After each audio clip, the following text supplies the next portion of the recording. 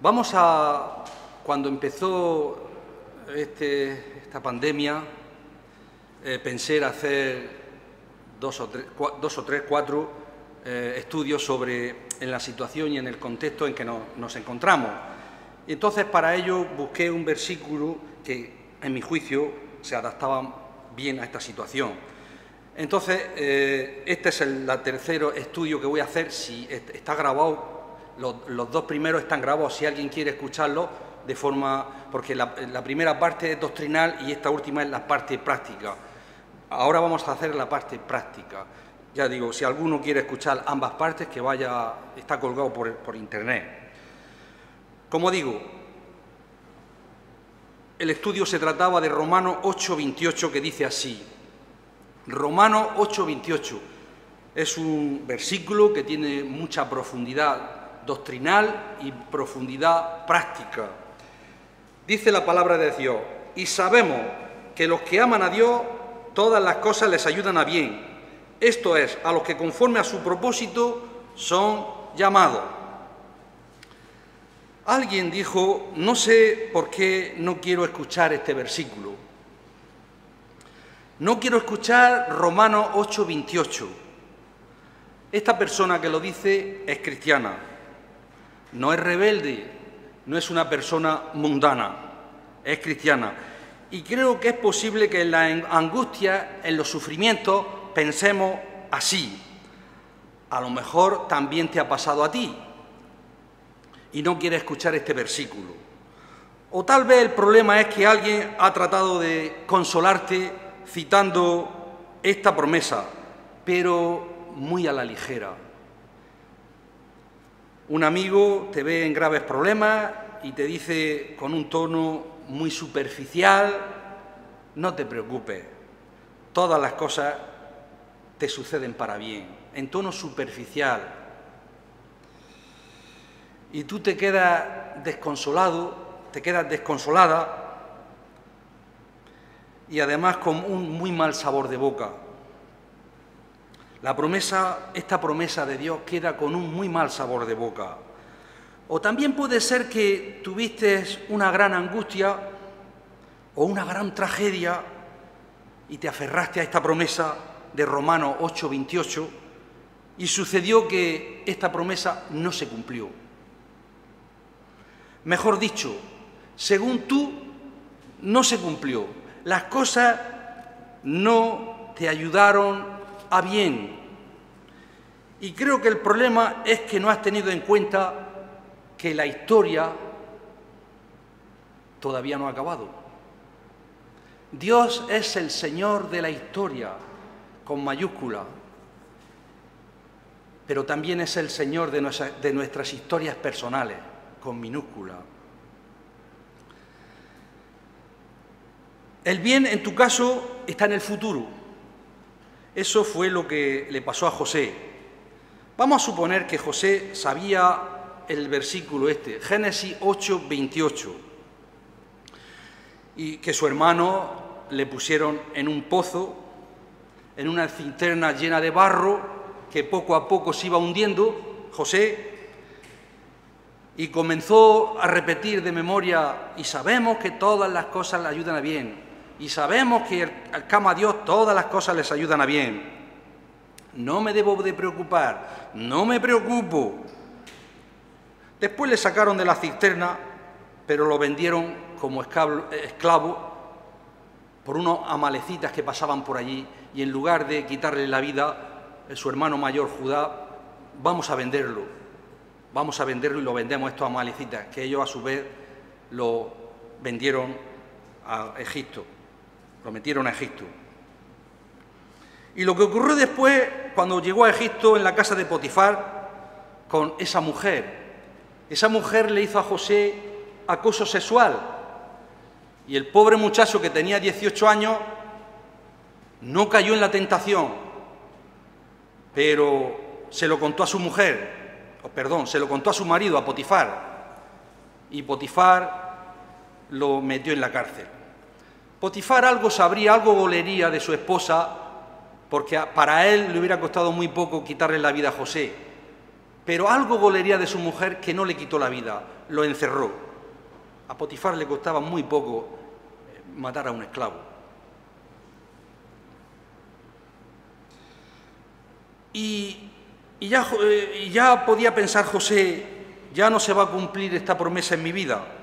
Y luego el panadero y el copero, y se olvidaron de José cuando él interpretó el sueño de las vacas gordas y las vacas flacas, la espiga seca y la espiga gorda. Tristemente el copero, como digo, se olvidó. Y podemos imaginar a José muy frustrado, ¿verdad? Ya cansado de repetir este versículo. A lo mejor, si alguien le decía este versículo, no te preocupes, de Romanos 8:28, él le diría, no lo diga, no diga más este versículo, no lo quiero escuchar. Pero el bien, todas las cosas ayudan a bien, estaba en el futuro. ¿Sabéis cuántos años pasaron desde que José salió de su casa, que su padre lo envió, Jacob lo envió? Ve a buscar a tu hermano, a ver, ¿dónde están? Esos hermanos que le metieron en el pozo. Y desde que salió de su casa hasta que fue virrey de Egipto, primer ministro de Egipto, y realmente el salvador de todo el mundo por el gran hambre que había entonces. ¿Sabéis cuántos años pasaron? 24. Y la idea es, tal vez tú no aprecies esta promesa porque todavía no es el tiempo para que Dios te demuestre todo el bien que se está produciendo por tu angustia, tu tragedia. Dios el tiempo lo mide de dos maneras. Cronos, en griego significa tiempo, cronología, paso del tiempo. Y kairos. Kairos es la estación madura, el momento adecuado.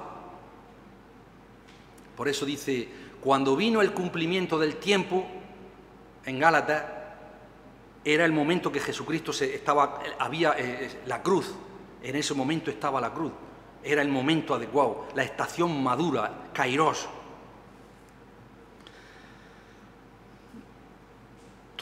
Porque todavía no es el tiempo para que Dios te demuestre todo este bien que te estoy diciendo. A veces Dios produce el bien, pero el bien en ti, en mí, 5 años después.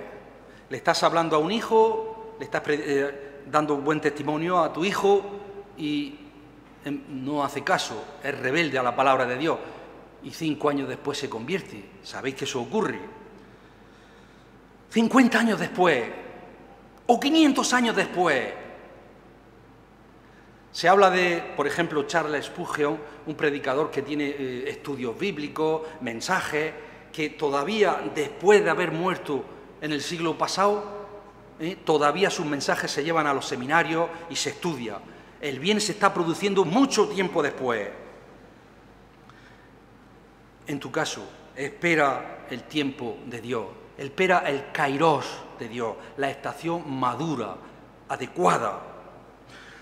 Otro caso similar puede ser que también no crea esta promesa, no la aprecie, porque resultó para mal. La promesa no te resultó para bien, en tu opinión, te resultó para mal. Yo creo que ha sido el sentimiento de los cristianos en Jerusalén cuando martirizaban a Esteban, el primer mártir de la Iglesia. Martirizaron a Esteban y Saulo, allí presente, consentía en su muerte. Respiraba amenazas contra todos los cristianos. Esteban murió, le apedrearon. Nos podemos imaginar a los apóstoles animando a la gente de Jerusalén diciendo, esto va a ser para bien, Dios va a usar esta salvación de su pueblo, ánimo hermano, vamos adelante. Pero ¿qué pasó? ¿Qué pasó? Si leemos Hechos 8, nos vamos a dar cuenta que resultó para mal. Resultó para mal. Esto resultó en una gran persecución de cristianos, de los cristianos de entonces. Entonces, en vez de fortalecerse la iglesia de Jerusalén y creciera, ¿sabéis lo que ocurrió? Muchos salieron de Jerusalén y tuvieron que cerrar las iglesias, salieron huyendo por la persecución. Miles de cristianos salieron huyendo, pero ¿fue para mal? ¿Fue para mal? Y Saulo consentía en su muerte.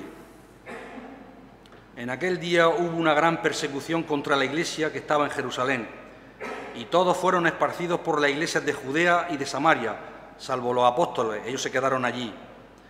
Y hombres piadosos llevaron a enterrar a Esteban y hicieron gran llanto por él. Y Saulo asolaba la iglesia, entrando casa por casa, y arrastraba a hombres y a mujeres y los entregaba en la cárcel. Resultó para mal.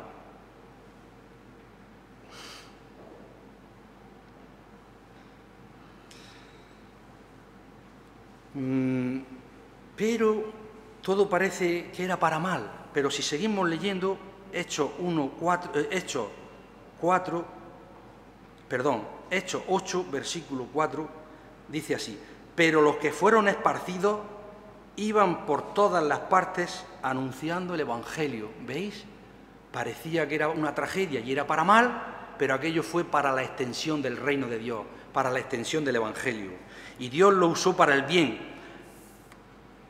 Parecía que era para mal, pero fue para bien. Muchos años después ellos pensaron eso, los apóstoles, después de haberse dado cuenta que aquello era para bien. Dios usó esa persecución y el martirio de Esteban para propagar el Evangelio a través de todo el mundo. ¿Os dais cuenta?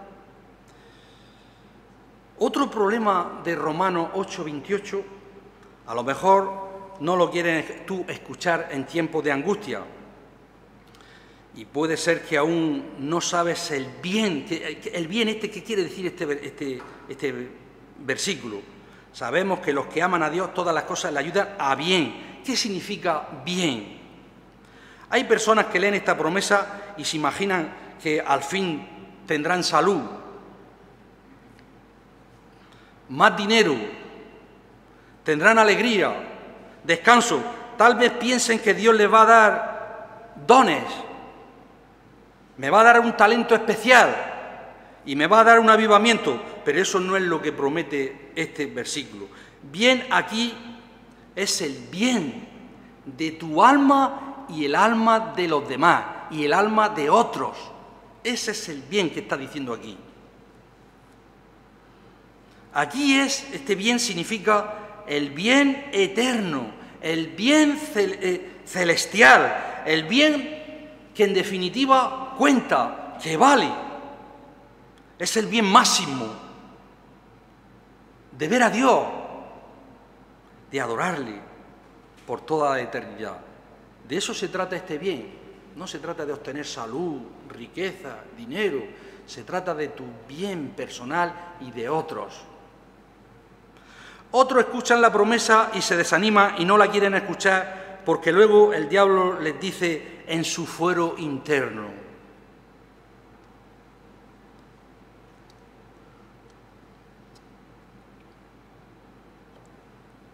tú no amas a Dios.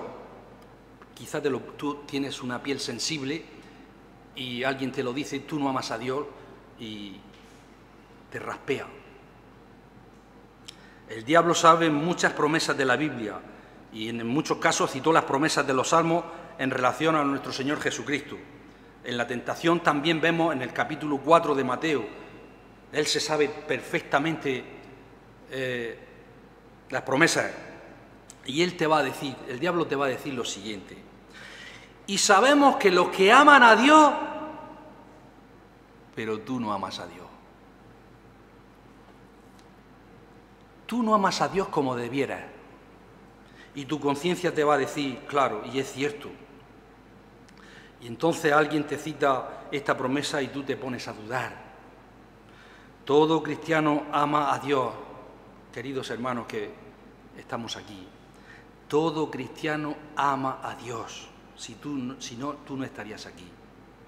Ningún cristiano, tengo que decir también, ama a Dios al 100%.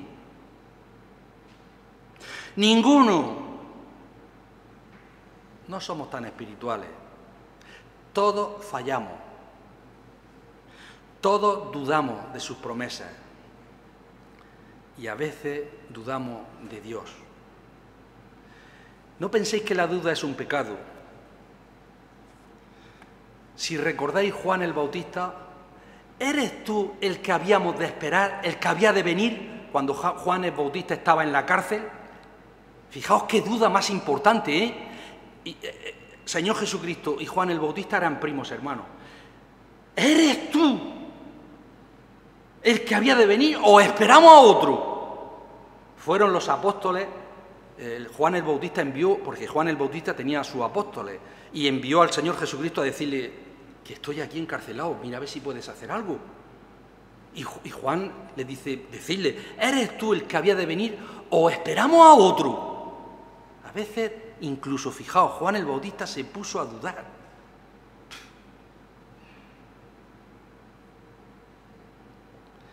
Todos somos débiles, todos pecamos, pero sí que le amamos.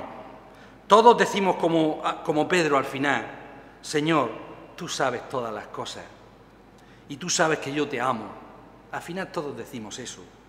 Y un punto muy importante, el cumplimiento de esta promesa no depende de la perfección de nuestro amor a Dios, no. Depende de la perfección del amor de Dios en Cristo Jesús. Depende de la fidelidad de Dios, no de nuestra fidelidad a Dios, sino de la fidelidad de Dios con nosotros. Depende del amor de Dios en Cristo Jesús. Si esta promesa, queridos hermanos, dependiera de nuestro amor, nunca se iba a cumplir. Nunca. En último término, muchos no aprecian esta promesa. No la aplican porque desconocen los conceptos doctrinales que tiene esta promesa. No saben realmente lo que es amar a Dios. No saben el propósito de Dios. No saben el llamado de Dios. Pero, a ver si nos da un poquito de tiempo, y hay 5 puntos. Esta mañana no he podido darlo y esta tarde pues no daré los que pueda a vista de pájaro. Para poder prevenir esto, para poder entender qué es amar a Dios, para remediar esto, vamos a profundizar en este versículo. Como he dicho, en los 2 estudios anteriores hemos dado la parte doctrinal y ahora vamos a dar la parte práctica. Vamos a hacer algunas preguntas y vamos a la primera pregunta. ¿Cómo sabes que realmente como cristiano tú amas a Dios? Sí, todas las cosas ayudan a bien, pero solo los que aman a Dios. ¿Cómo sabemos que le amamos? ¿Cómo sabemos que amamos a Dios?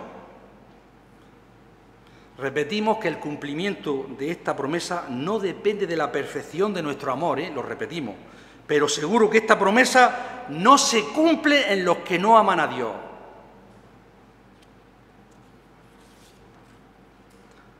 Porque aquí dice, y sabemos que los que aman a Dios, todas las cosas les ayudan a bien. Supongamos que vamos a hacer una encuesta en la calle, y hace una encuesta en Archena o en Ceutí, en los lugares donde nosotros, en las zonas donde vivimos, y pregunta, ¿usted ama a Dios?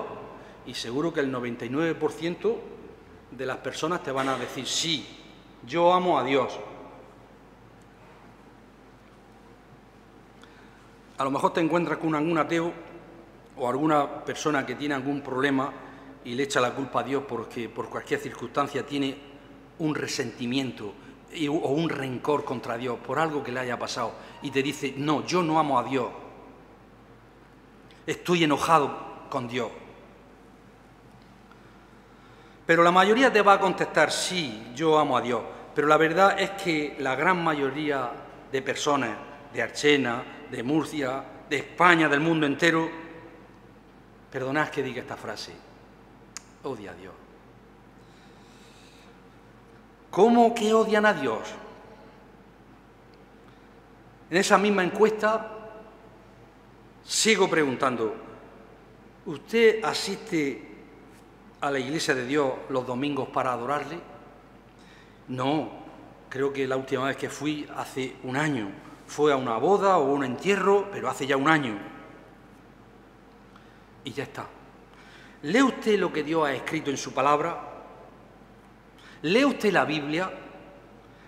A veces leo algo, pero no conozco nada de ella. No conozco nada de la palabra de Dios. ¿Obedece usted a Dios? Hombre, y ya empieza a sudar. ¿Adora usted a Dios? Mucho menos. ¿Piensas que Dios es demasiado exigente? ¿Usted piensa que Dios es demasiado exigente porque castiga con la muerte eterna al que practica relaciones sexuales fuera del matrimonio? ¿Crees que Dios es sigo preguntando, ¿crees que Dios es demasiado estricto para condenar a muerte a los que dicen mentiras? ¿A los que roban? ¿A los materialistas? ¿A los desobedientes a sus padres? ¿A los soberbios? ¿No crees que Dios es demasiado estrecho? Me dicen a mí, que soy el que hago la encuesta. Pues sí, contestará, sí, es demasiado estricto. Muchos dicen que aman a Dios, pero es un Dios que es un Dios de su imaginación, es un Dios abuelo, medio decrépito, anciano, que apenas oye y apenas ve, ese es su Dios. Un Dios que no requiere gratitud, un Dios que no requiere obediencia, ese es el Dios que se forja. Un Dios que les deja drogarse, un Dios que les deja beber todos los fines de semana, ese es el Dios de ellos. Un Dios que les deja maltratar a su esposa, un Dios que les deja maltratar al esposo, y al final Dios les va a dejar entrar al cielo.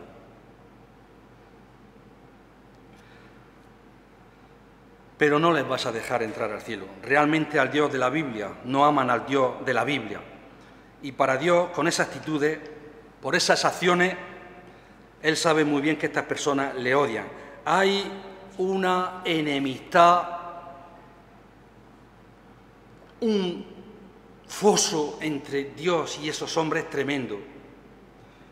Por cuanto los designios de la carne, nos dice Romanos 8:7, son enemistad contra Dios, porque no se sujetan a la ley de Dios, ni tampoco pueden. Y los que viven según la carne no pueden agradar a Dios. Entonces, ¿cómo sabes que amas a Dios, al Dios de la Biblia? ¿Cómo sabes que amas al Dios de esta promesa de Romanos 8:28? Primero, sabes que amas a Dios si le has conocido y creído el amor de Dios en Cristo Jesús, aquel que murió en la cruz por tus pecados, aquel que resucitó al tercer día y aquel que está sentado a la diestra de Dios. Si has conocido y creído. Eso es lo que nos dice Juan. Y nosotros hemos conocido y creído el amor que Dios tiene para con nosotros. Dios es amor, y el que permanece en amor permanece en Dios y Dios en él. Nosotros le amamos porque Él nos amó primero. Es lo mismo que Romanos 8. El énfasis no es nuestro amor, sino el amor de Dios en nosotros. Porque fijaos,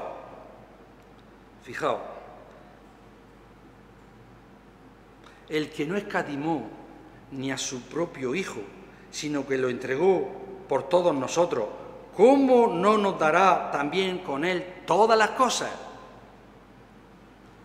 Estoy seguro que ni la muerte, ni la vida, ni ángeles, ni principados, ni potestades, nada nos podrá separar del amor de Dios que es en Cristo Jesús. Fijaos qué maravilla. Si conoces este amor, por eso decía que hay mucha gente que habla el amor, pero no sabe los conceptos. Y me gustaría dar 4 o 5 puntos. Y vamos por el primero, creo que nada más voy a dar un par de puntos. Si conoces de este amor y le crees, entonces de seguro amas a Dios. Y es natural, es algo lógico. Dios nos lo aplica en nuestros corazones al nacer de nuevo. El Espíritu Santo nos hace amar a Dios, porque Él nos amó primero. Y entre más conoces a Dios, entre más conoces, más sabes del amor de Dios, más amas al Dios de la Biblia. Sabes que amas a Dios si le has conocido y le has creído. Segundo punto. Sabes que amas a Dios si obedeces sus mandamientos.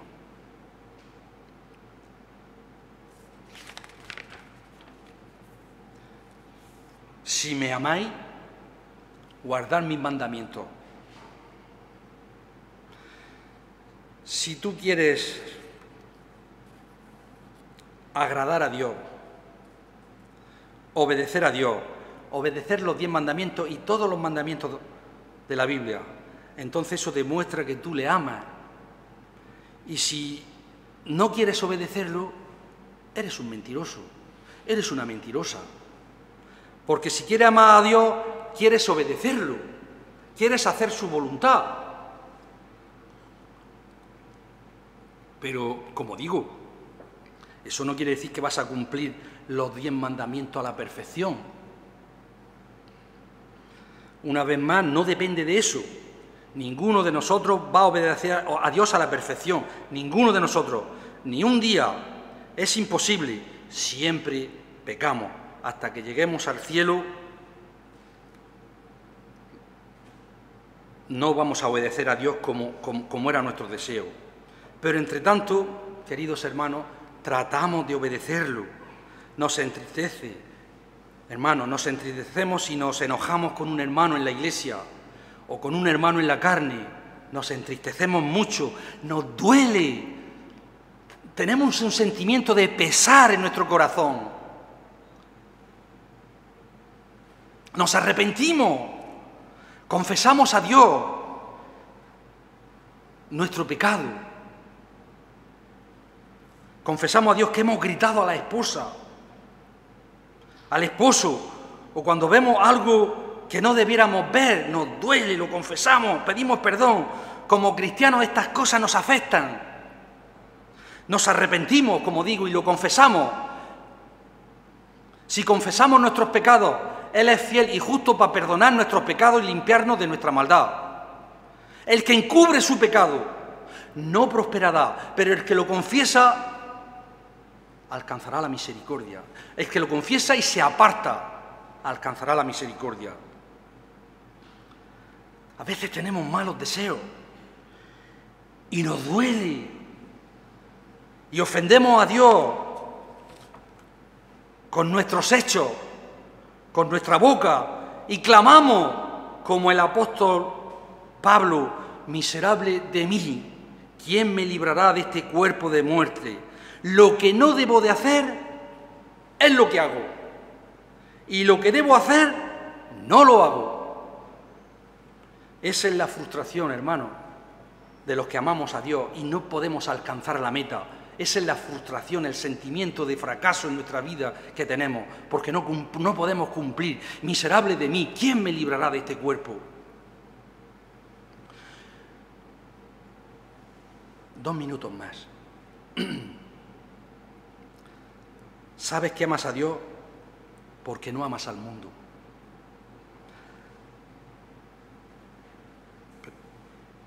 No améis el mundo, ni las cosas que están en el mundo. Si alguno ama al mundo, el amor del Padre no está en él. Porque todo lo que hay en el mundo, los deseos de la carne, los deseos de los ojos y la vanagloria de la vida, no proviene del Padre, sino del mundo. Y el mundo pasa y sus deseos, pero el que hace la voluntad de Dios permanece para siempre. Santiago todavía es más enfático.